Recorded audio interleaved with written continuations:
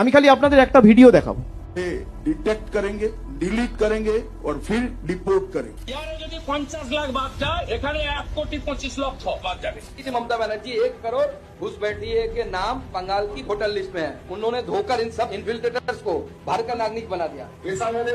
কমপক্ষে 1,20,00,000 মানুষ বাদ যাবে। 1 লক্ষ থেকে 2 লক্ষ বাদ যেতে পারে। মারু আপনারা দেখলেন এই ভিডিওগুলো আমার কথা না, তৃণমূলের কোনো নেতার কথা নয়। রাজ্যের বিরোধী দলনেতা শুভেন্দু অধিকারী তিনি এসআইআর হওয়ার আগে, সংখ্যাটা এই কারণে আপনাদের সবাইকে বললাম মনোযোগ দিয়ে শুনুন, তিনি বলছেন 1,25,00,000 নাম বাদ যাবে।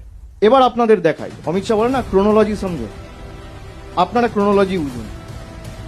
58 লক্ষ নাম প্রথমে বাদ দেওয়া হবে।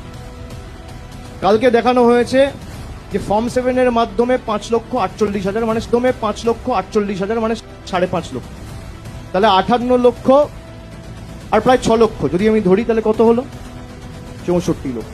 60,06,675 আন্ডার অ্যাডজুডিকেশন, তার মানে 64 আর 60 কত হলো? 1,24,00,000। শুভেন্দু অধিকারী বলেছে 1,25,00,000, শান্তনু ঠাকুর বলেছে 1,20,00,000। এটা আমার কথা নয়, টার্গেট অনেক আগে সেট করে দেওয়া হয়েছে।